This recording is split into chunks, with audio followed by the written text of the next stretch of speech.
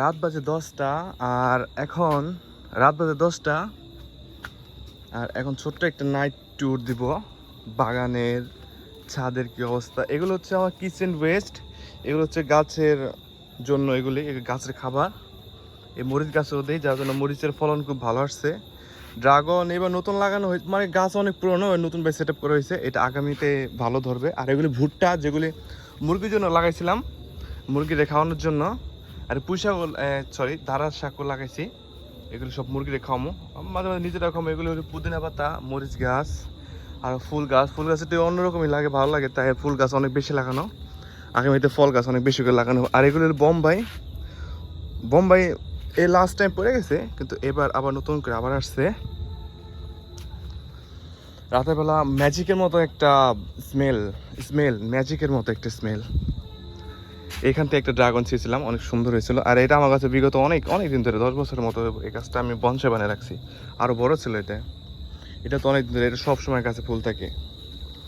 আর এবার সে মাছের ছোট্ট একটা হাউস আসলো, যেটাকে এখান থেকে সরাই ফেলাইছি। এখানেও ক্লিন করে, এখানেও কিছু ফুল গাছে অন্যরকম একটা ঝলক লাগাই দিতে হইব। এখানে আদা গাছ লাগানো আছে।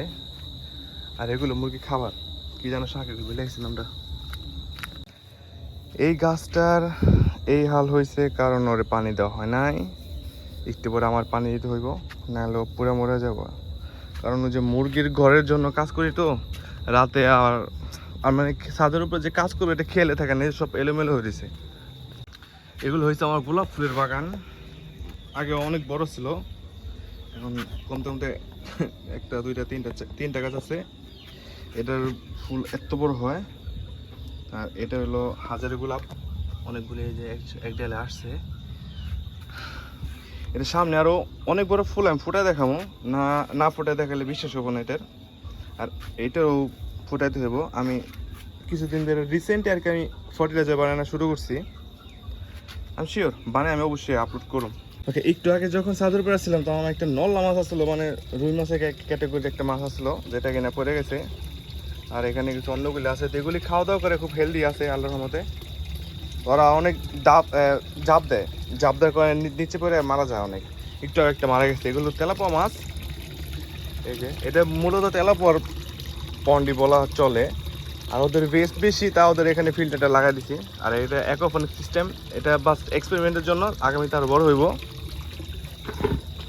আর এই যে হলো গাপি মাছ, কিছু কিছু উপরে আছে, ওই যে, আর কিছু কিছু নিচে ঘুমায় আছে এই যে। আর এগুলির ভিতরে এটা হচ্ছে ডাম্বো মোজাক আছে উপরে, এই যে এটা ভিতরে আছে মলি। রাতে আর নেট উঠাম না, যা আছে এই। এটা তো ফুল, এই গাছ অনেক ফুল আসে সবসময়, এটা অনেক পুরোনো গাছ কিন্তু কলম যেটা বানাইছি। উপরে উপরে কিছু কিছু ঘুমাইবো, আবার কিছু কিছু নিচে ঘুমাইবো। এটা কিছুদিন পরে আসলে পুরা ভর্তি হয়ে যাবো। উপরে প্লান্টগুলি দেওয়া মানে হলো পানি পরিষ্কার রাখবো, ওরা যতটুকু পারি পরিষ্কার রাখার জন্য বাদ বাকি নেট দেবো। কারণ 2-3 দিন পানি ঠিক থাকবো না, কারণ উপরে অনেক ময়লা পড়ে যাবো, কারণ এগুলি ঠিক থাকে না, কারণ মরাগুলি পড়ে যায়। আর মাছ একটু নাড়াচাড়া দিলে এবার আবার নতুন করে এগুলি গাছে নতুন করে আবার হইব পাতা, এই যে মানে সবুজ হয়ে যাবো, মরাগুলি সব পড়ে যাবো ময়লাগুলি। আর ওইটা হলো কই কাঠ, যেটা আনছি কিছুদিন আগে, আস্তে আস্তে সুন্দর হইতেছে আরো। তো রাতের ভিউ, এটা হলো রাতের, ও বাবারে, এটা হলো রাতের ভিউ,